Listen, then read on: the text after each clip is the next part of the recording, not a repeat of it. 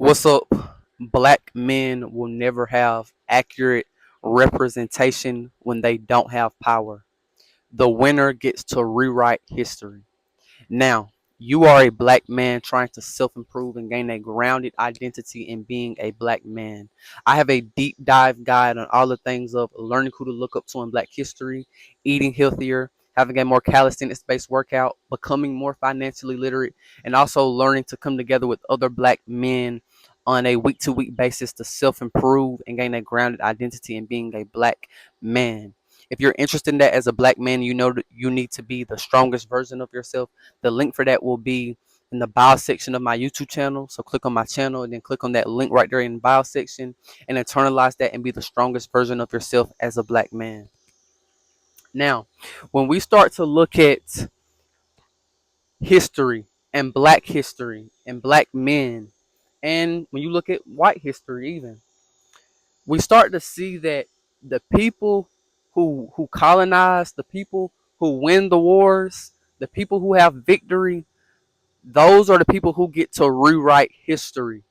And that's what always made me look at how we were so underrepresented in history and we never really had a really positive view of black men and black people purely because we were always the victims. We were always the oppressed. We were always the losers when it came to uh our sovereignty, or when it came to confrontation, we were always the ones that were being defeated and being enslaved. So when the Europeans colonized us and enslaved us, our history is up for grabs, and people can take it and change it and rewrite it, and then that's the history. And that's why we oftentimes get black history through a perception of what white people gave us about ourselves. And this not only goes into black history, but this even can go into things like religion. Because what people don't understand is uh when it comes to the Bible is the Bible that was in, or the Christianity that was in Africa before Europe was a different Christianity.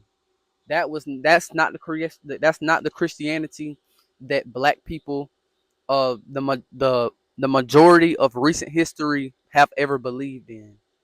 We believe in the Christianity and the Bible that was that the Europeans came to Egypt or Ethiopia, one of those countries, and they took books out of the Bible, they revised it, and then that's the King James version, and that's the version of Christianity that 90% of Africans in Africa got and have now. Same thing for Americans, Black Americans. And so I'm only giving that example when it comes to religion, is to understand that the people in power have the power to rewrite history.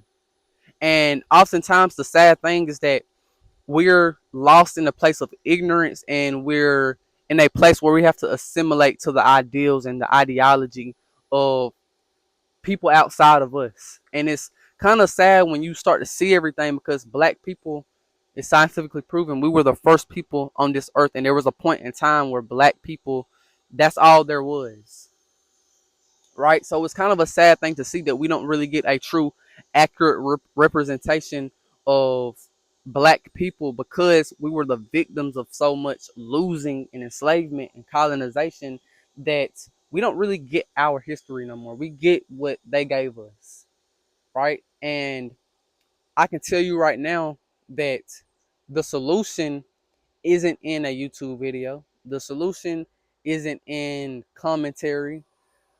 The solution is when you organize and you build something just as powerful as what the enemy has, and you don't yield to the government. The black man does not yield to the government, doesn't yield to America, right? We have to create our own government, our own organization. It has to be built on a prosperous culture, you know, and the people have to really want to win, really love each other, and really have to be serious about their race, right?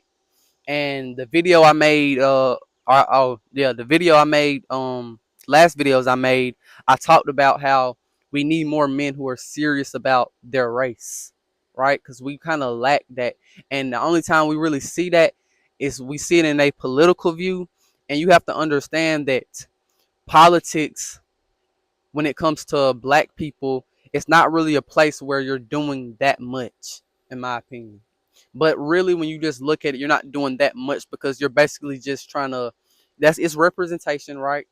But well, let me stop right there because I don't want to get off track with what I'm mainly talking about. The main thing I'm talking about is we're at a place where we have a altered identity, and we truly are in a place where we have to create our own culture, create our own identity with a lot of things, specifically when it comes to black Americans, because so much of who we are was taken away from us, and we really don't get a true account of black history in general, black American history obviously, but black history in general, right?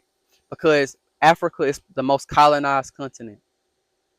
And it kind of mind boggled me when you start to look at everything and look at how much the true history of the real people of Africa has been switched and changed and altered so much that we are put in a place where it's people in Africa who are not African, but they consider themselves African. You get what I'm saying? So that just lets you know how bad things are for us. And if we don't get serious and gain actual power and come together on a specific ideology, we're not gonna make it, right? Because the scary thing about all of this is that the white man, our enemy, has never changed. He hasn't changed. And his mechanisms may have changed and the way he does things have changed, but his nature has not changed. So I believe there's only a matter of time before a real true revolution starts off, and the white people will be organized. The government is going to be there, right? That's the white people, and then other white organizations are going to be there, and we have to understand that black people, we have to organize when it comes to our improvement and our not only our personal and individual improvement, but the community improving, our race improving on a global level and in our country and as individuals, right? And so many times we can see that the white people were organized for hate. They were organized just because they don't like black people. But we have to understand that we have to organize to rise. We have to organize to improve, right? And to defend and to create. But it starts with the basics of just coming together to self improve and to personally develop and let go of our egos so that we can all win. Because the goal is not for me to win by myself or for you to win by yourself as a black man, but it's the key is for all of us to win. And I understand it's hierarchy within everything, but really, if we're not doing it together, and we're not winning together, then it's just not right. It's not going to help us really if one person is winning, because we've already seen black people in general. Yeah, there's plenty of people, individual black people who have won, and how much have they had to bring? How much have they tried to bring up other black men, other black people, right? So that's pretty much all I got to say. Peace out.